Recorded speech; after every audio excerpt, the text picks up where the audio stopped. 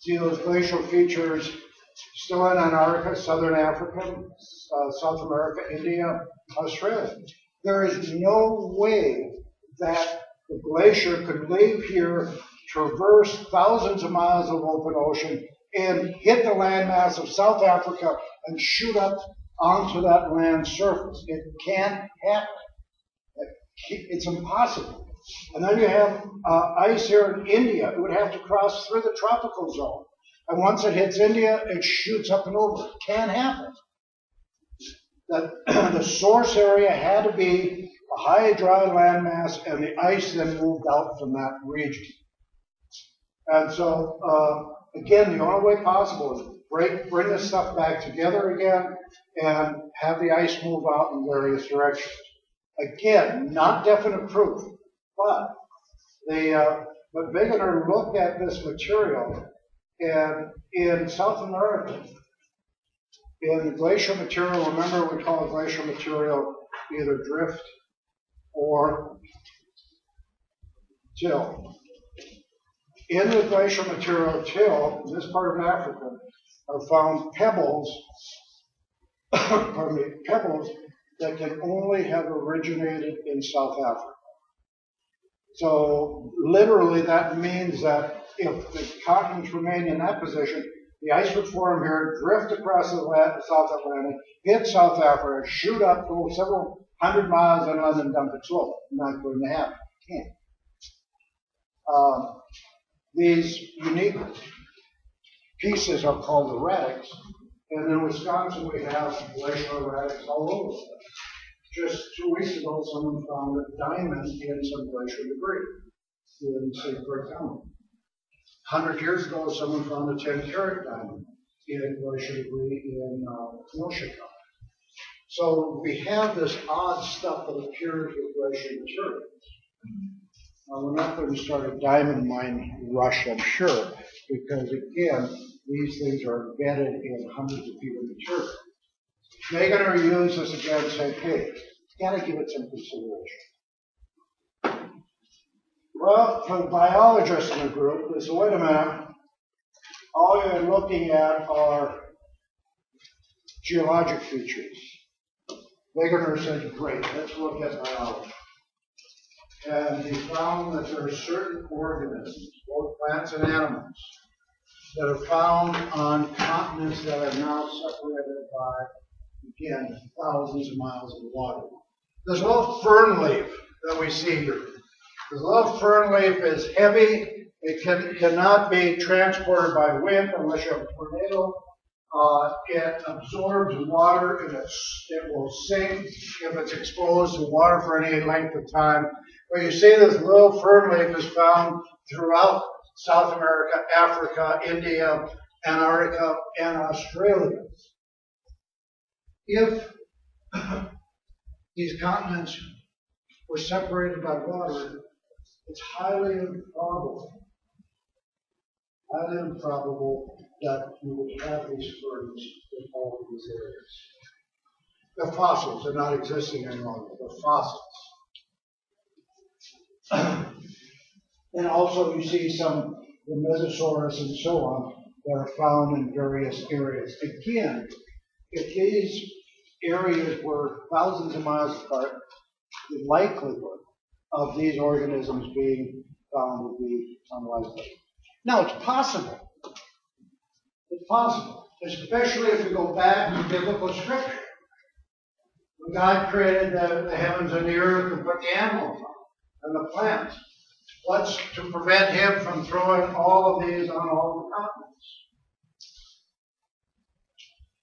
I mean, that was the argument against this. So, well, yeah, well, God put them there in the beginning.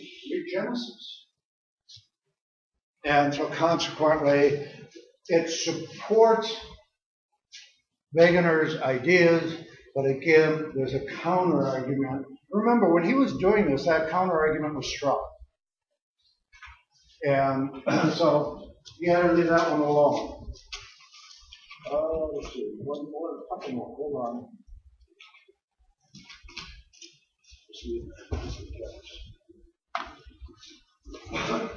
Most of this is not your text.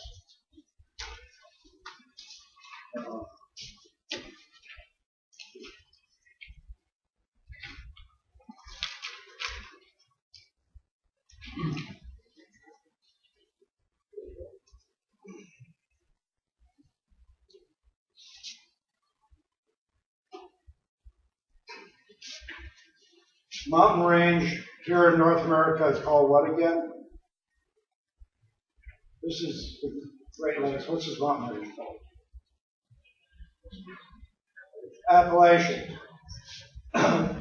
If the continents were together, like it's been suggested, North America tied in here with Europe, then if we look at the rock formations here that continue through Greenland, through the British Isles, and into Norway, with continuation of formations, igneous and metamorphic formations. Again, same age, same characteristics. Again, it's hard to explain how this would happen without continental drift. Well, Wegener put together a proposed idea on how this works.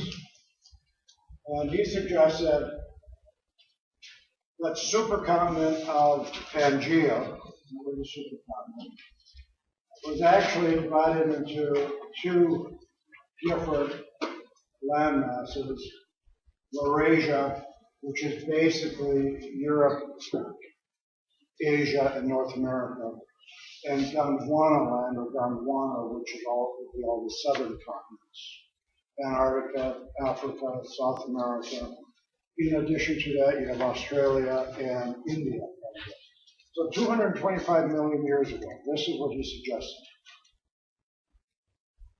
At 135 million years ago, we began to see the distinction, the separation, the moving apart, the tearing apart. Notice where India is located. India was part of Africa, and India has separated out and is heading in a northeasterly direction.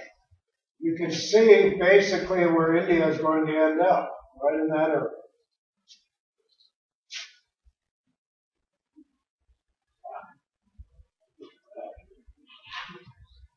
What did I get?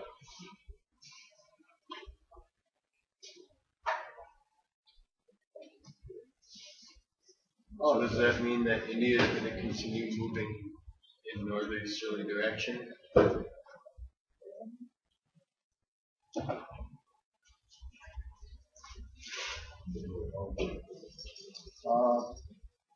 Like 65 million years ago, this is the time dinosaurs were dying out. This is the end of the Mesozoic. And again, South and North America completely separate. Australia is still hanging on to Antarctica. India now is pushing northward. Today we see where India is. We see the mid-oceanic ridges. At this point, Saudi Arabia is away from Africa. Here it is here. There's a zone in this area that's basically a mid-oceanic rift separating Saudi Arabia from Africa. Okay, that's where we are today.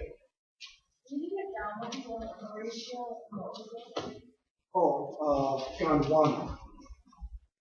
Laurasia and Gondwana. Or Gondwana land situation. Okay, that brings us to 2012. If we become recycled materials, and you come back 10 million years from now, if all things remain as they are, all motion continues, you can look out beyond the Golden Gate Bridge and see Los Angeles. Los Angeles now is over 400 miles south of San Francisco. But remember, we said these two masses were moving in a transverse type of motion. LA is gradually moving toward the northwest. And in 10 million years, it's projected they'll be right off the coast of San Francisco. In 50 million years, they will be off the coast of the Aleutian Islands.